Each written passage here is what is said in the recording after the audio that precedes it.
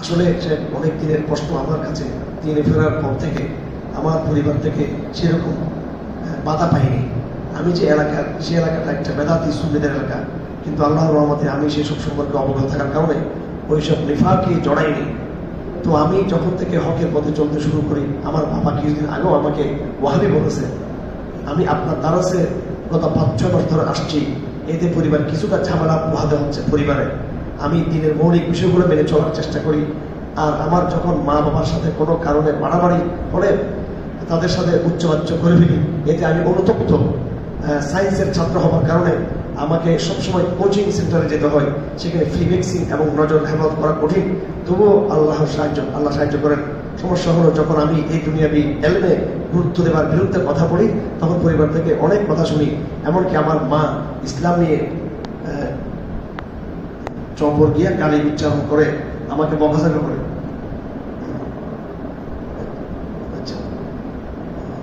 তাদের মধ্যে বলাটা ঠিক না রেখে নাকি ইসলাম মানা যাবে না।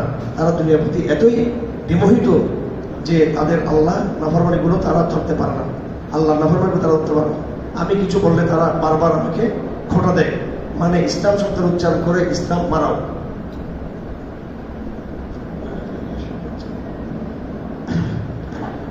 তারপর আরো কটূক্তিমূলক উচ্চারণ করে। এখানে তাদের ব্যাপারে আমার কি করণীয়? তাদের কি ঈমান ক্ষতিগ্রস্ত হয়েছে? দুটো বিষয়, আপনার কি করণীয় ওদের ব্যাপারে, আর তাদের বিধান কি। যারা এইভাবে এই নিজের ছেলে সন্তানদেরকে ইসলামের পথে দাওয়াতের পথে তারা বাধা তৈরি করে এবং কটূক্তি করে, তাদের সম্পর্কে শরীরের বিধান কি। আর একটা হলো আপনার আচরণটা কি হবে। আপনার আচরণটা কি হবে একবার বারবার বলে দিচ্ছি, এটা আমি আবার বলছি। বর্তমান সময়ে বর্তমান প্রজন্ম তাদের সোসাইটিতে মা বাবার পক্ষ থেকে এবং সমাজের পক্ষ থেকে এবং ইনস্টিটিউশনের পক্ষ থেকে তিনটা বিষয়। একটা হলো মা বাবা পরিবারের পক্ষ থেকে বাধা, আরেকটা হলো স্কুল কলেজ বা অফিস ইনস্টিটিউশন থেকে বাধা অফিসিয়াল, আরেকটা হলো সামাজিক এনভায়রনমেন্ট। তার মধ্যে সবচেয়ে সেন্সিটিভ হচ্ছে পরিবারের বিষয়টা। আমার ভাইয়েরা, এই যুগে আপনাদের অবস্থা হচ্ছে সাহাবাদের মতো। এই যুগটা জাহেলিয়ার যুগ। ঠিক সাহাবায়ে কেরাম জাহেলিয়ার মধ্যে এইভাবে মা বাবার সাথে, ভাই বোনদের সাথে, পরিবেশের সাথে, নিজের পার্টনারদের সাথে এইভাবে তারা সংগ্রাম করে তারা কি হয়েছে দিনের মধ্যে তাদের কোরবানি দিয়েছেন। কথা ঠিক কিনা? প্রত্যেকটা সাহাবীকে তাদের পরিবারে নির্যাতিত হতে হয়েছে, ঠিক কিনা? প্রত্যেকটা সাহাবীকে, প্রত্যেকটা নবীকে তার পরিবারে নিগৃহীত হতে হয়েছে। সুতরাং আপনাদের উদাহরণ হলো এই সময় ছেলেরা আজকে কষ্ট পাচ্ছে, কষ্ট হচ্ছে আপনার, কিন্তু আপনার মর্যাদাটা কাদের মতো? সাহাবীদের মতো, জাহেলিয়া সমাজের মতো। একদিন তো ইসলামের সমাজ হয়ে যাবে, অ্যাবসলিউটলি। আগামী 50-100 বছর তো একবারে কমপ্লিট একটা ইসলামের সমাজ হয়ে যাবে। তখন তো আর বাধা থাকবে না, তখন সবাই শুনে তাল মিলাবে সবাই। কিন্তু এই সময় যারা জোয়ারের বিপরীত যারা আছে, কাবরাবদ্ধ আমাদের সাথে, আমার যাদেরকে আমরা চিনি বা চিনি না, যারা একটা লড়াই করে যাচ্ছে, সেই লড়াই হামাসের লড়াই চেয়ে কম না।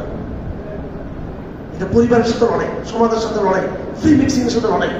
প্রতিটা কদম কদমে কে যেন হাত ছাড়ে, বেবিচারের হাত ছাড়ি। এখানে আল্লাহ পাক এখানে প্রত্যেক সবর তৌফিক দান করুন। সবর করতে হবে, বেয়াদবি করে দেবে না। মা বাবার সাথে, মা বাবার সাথে কি করে দেবে না, বেয়াদবি করে দেবে না। সবর করতে হবে, নসিহত দিতে হবে। মা বাবার এখন হুকুম কি? মা বাবা যদি মূর্খতা বশত বাধা দেয়, আল্লাহ তাদেরকে হয়তো মাফ করতে পারে। কিন্তু যখন তারা ইসলাম মানাইতে চাও, এই শব্দ যখন বলবে, আরো খারাপ কথা বলে, আরো কি বলে, খারাপ কথা বলে। অনেক ক্ষেত্রে তারা কাফের হয়ে যাবে। কারণ ঈমান ভঙ্গের কারণগুলোর একটা হলো কি বলেন? আল ইস্তিগফার, এগুলো মুখস্থ করবেন বা বলেন আল ইস্তিহজা বিদ্দীন বলেন। আচ্ছা, দুটো শব্দ একে অর্থ। ইস্তিগফার বলেন, ইস্তিগফার বলেন, ইস্তিগফার বিদ্দীন, দিনকে কি করা? তুচ্ছ-তাচ্ছিল্য করা। দিনকে কি করা? তুচ্ছ-তাচ্ছিল্য করা। তবে আমরা কাফের ফতোয়া দিব না সবসময়। কি দিব না? মহিউদ্দিন চৌধুরী মরে গেছে। মহিউদ্দিন চৌধুরী এক বন্ধু, ও আমার সাথে আসতো এখানে সবসময়।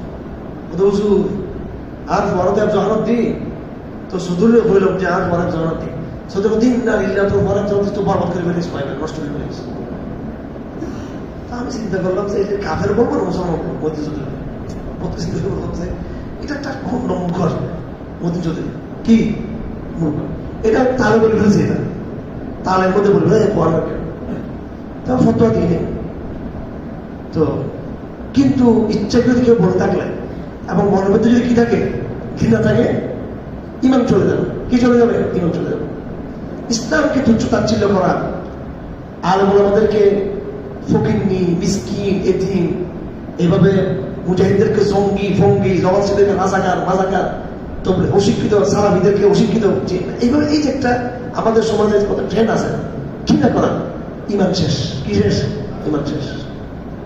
পরিবারের ইমান শেষ, ইউনিভার্সিটি টিচারের ইমান শেষ, হ্যাঁ, সোসাইটির লোকদের ইমান শেষ। খুব সাবধান। তবে আপনারা ফতোয়া নিয়ে বাসায় যাই না, আমার কেউ ওখান থেকে আজকে হুজুর বলছে মা তোমার ইমান শেষ, এটা আমি বলতে বলিনি, এটা আমি বলছি, এটা আপনি বলবেন না, এটা আমি বলবো, আমরা বলবো, তাদেরকে বুঝাবেন। আপনি ধৈর্য ধারণ করবেন। কি করবেন? আর যাবার সময় হাইওয়ে দোকান আছে, বনলতা আছে, বনফুল আছে, বলতে আমার জন্য একটু করে কিনে দেবেন, হাত দিয়ে নিয়ে যাবেন। হাত দিয়ে তো নেন না আপনারা, হাত দিয়ে দেন যে কি বলতে হবে, হাত দিয়ে তো জায়গা মতো দেন আপনারা, পাল্টে দেখবেন। ঠিক আছে, এগুলো বুঝি না আমরা, এগুলো বল না, এটা দিনের সাথে ডায়েরিটা তাকে শুধু জাস্ট তাকে একটু ডায়েরিটা তাকে দিচ্ছে, আর আমার দেন ওপরে গেছে ডায়েরিটা, আমার কথা ডায়েরি দেবো। তো মাকে দিবেন, এটা বান্ধবীর কাছে মাকে দিবেন, অল্প অল্প করে মাকে দিবেন। আর আমার মনে হয় মারা একটু অবুঝ টাইপের। কি টাইপের? অবুঝ, সহজ সরল টাইপের। রাসেল থেকে মহব্বত করে চাই যে আমার সেটা ফলায় করুক, অন্য কিছু না করুক। আর বেশিরভাগ মারা মনে হয়, আমার মনে হয় কিছুদিন এরা কি হয়, মানে লোভই না, এটা লোভ না, এটা হচ্ছে ছেলে আমার জন্য কিনে আসছে, এটা এটা করবেন, এটা মাদেরকে করবেন, এটা